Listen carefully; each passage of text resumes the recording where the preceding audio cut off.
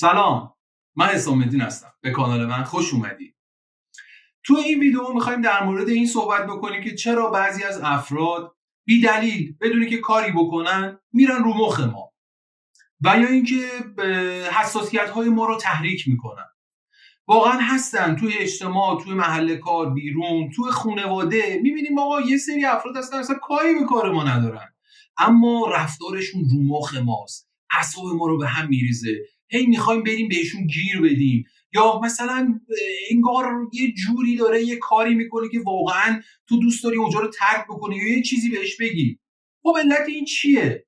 چرا این اتفاق میفته؟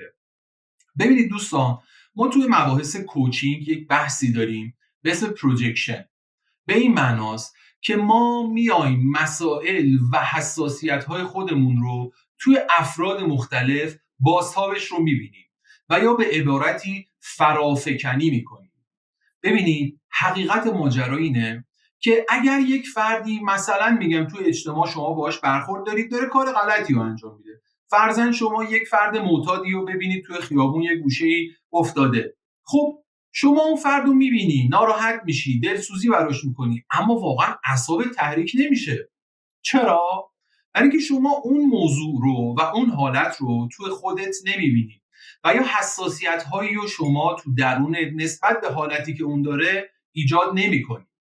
اما بعضی از افراد هستن که یه سری کارهایی رو که انجام میدن شما دقیقاً اون نقطه هایی که شما باهاش درون خودت تو چالشی توی فرد مقابل میبینی و اون چالشی که شما تو درون خودت داری توی فرد بیرونی بازتاب پیدا میکنه. حالا بیا یه مثال ساده تر بزنیم. مثلا شما توی خونه هستی و خیلی فردی هستی که مبادی آدابی، به نظم خیلی اهمیت میدی، به نظافت خیلی اهمیت میدی. دقیقاً یه برادری داری که میاد وسط خونه لم میده، دراز میکشه، میوه رو میخوره پوستشو میندازه، چایی رو میخوره همونجوری ول میکنه اون وسط. این میره رو مخ شما بعد از این مدتی، هی اعصابت میریزه به هم، هی میخوای بهش یه چیزی بگی. واقعیت ماجرا اینه که خب این رفتار اون فرد شاید مثلا برای شما زیاد آثار مخربی نداشته باشه که زندگی شما رو بالا پایین کنه، اما شما دچار حساسیت میشین نسبت به این قضیه. علتش چیه؟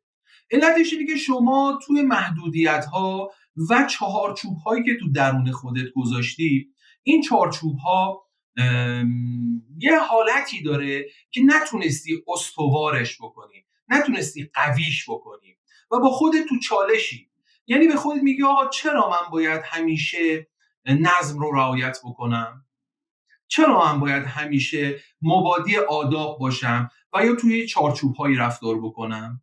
و وقتی یک فردی رو میبینی که اون چارچوب‌ها رو خیلی راحت میشکنه بدون دغدغه و شما داری به خودت فشار میاری به خاطر یک سری چارچوب‌ها، خب این باعث میشه که شما اعصابت بریزه به هم، یعنی بره رو مخت. مثال دیگه، مثلا شما توی اتوبان داری میری، ترافیکه، یک عده دیگه‌ای از شونه بغل راه شروع میکنن به حرکت کردن.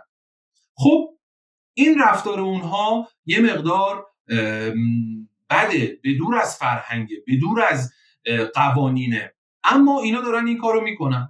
بعضیا هستن اعصابشون میریزه به هم میریزه، اصلا روزشون به هم میریزه به خاطر یک رفتار یکی دیگه. علتش چیه؟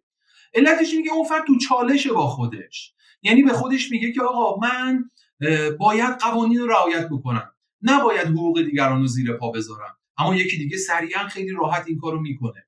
بعد طرف دو دله، خب اگر این داره این کارو میکنه چرا من نکنم؟ بعد با خودش میگه که نه، من باید با قوانین احترام بذارم، به حقوق دیگران احترام بذارم. یک جنگ درونی توش به وجود میاد و این جنگ درونی حالتی براش به وجود میاد که در این حال که نمیخواد اون چارچوب‌های خودش رو بشکونه و زیر پا بذاره، در این حال هم دوست داره که اون اتفاق نیفته.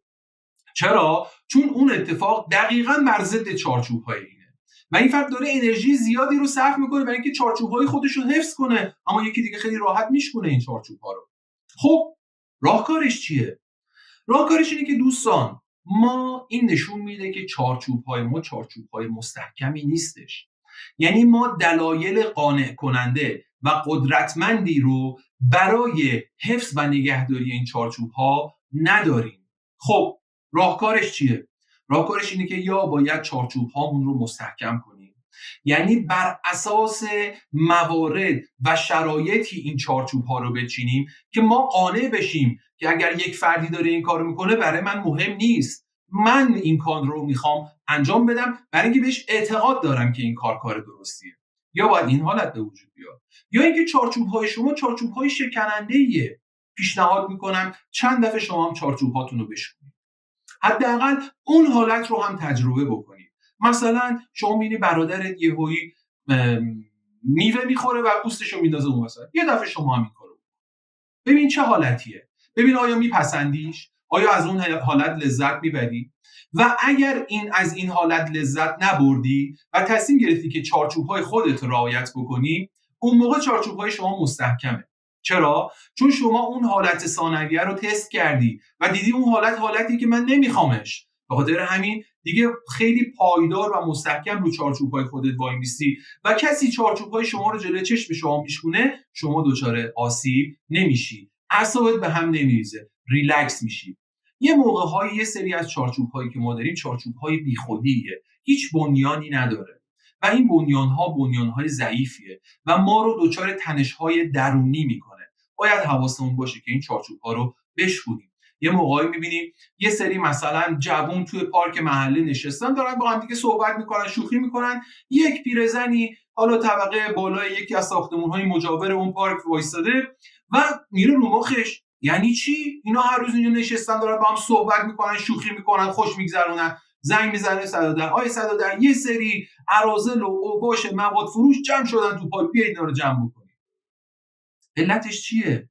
علتش اینه که اون خانوم چارچوب هایی که داره، شرایطی که داره، شرایطی نیست که مورد علاقش باشه. خب اون خانوم به جایی که اون افراد رو بیاد تحت تاثیر قرار بده، باید بیاد درون خودش رو نگاه بکنه، چارچوب های خودش رو نگاه کنه، یا شرایطش رو عوض بکنه یا چارچوب هاشو تغییر بده.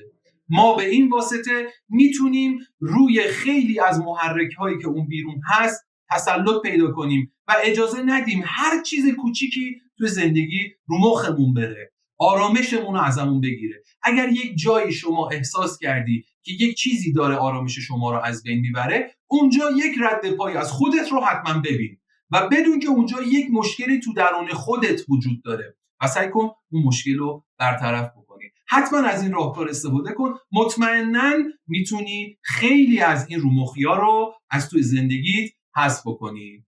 امیدوارم تو این زمینه موفق باشی، با ما همراه باشی. یا حق.